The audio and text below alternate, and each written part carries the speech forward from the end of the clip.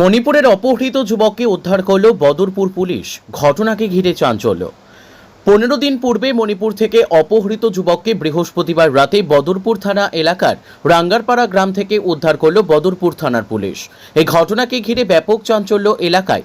প্রশ্ন উঠেছে, দীর্ঘদিন দমিয়ে থাকার পর অপহরণ চক্র আবারও কি মাথা নাড়া দিয়ে উঠেছে করিমগঞ্জের বদরপুরে?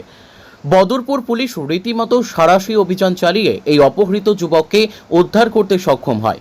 জানা যায়, সে পক্ষকাল আগে মণিপুর থেকে ওয়ারিশ নামের 28 বছরের যুবককে অপহরণ করা হয়। এরপর তার পরিবারের পক্ষ থেকে স্থানীয় থানায় এফআইআর দায়ের করা হয় পরিবারের পক্ষ থেকে। মণিপুর পুলিশ তদন্তে নামে। এরপর মণিপুর পুলিশ জানতে পারে যুবকটিকে অপহরণ করে আসামের করিমগঞ্জ জেলায় এনে রাখা হয়েছে। এরপর মণিপুর পুলিশ ও অপহৃত পরিবারের লোকজন 0 এফআইআর করিমগঞ্জ পুলিশের কাছে পাঠায়। এতে করিমগঞ্জের পুলিশ সুপার পার্থপ্রতিম দাসের নেতৃত্বে বদরপুর থানার পুলিশ জোরদার অভিযানে নামে।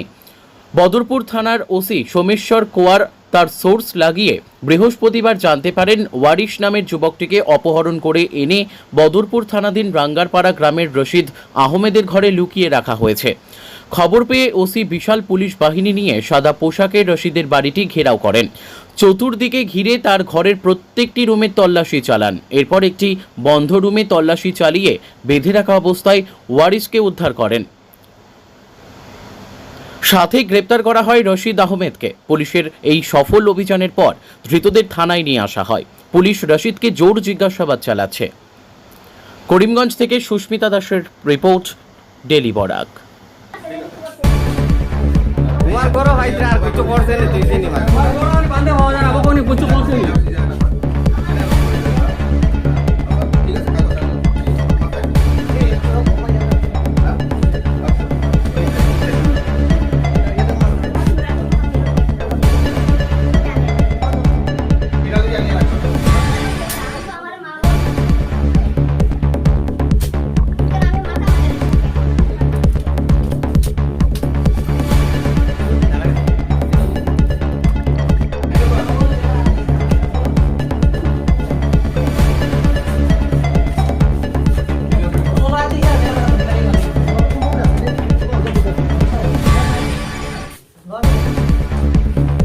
মানুষকে হাত দেখাইলো।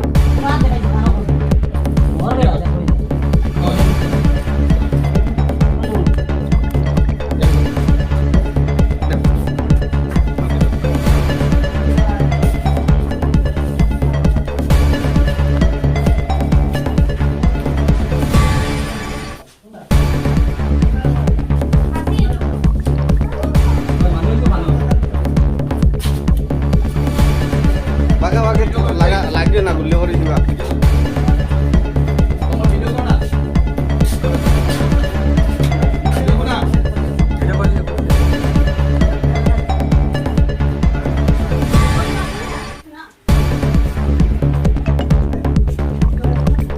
ভিডিও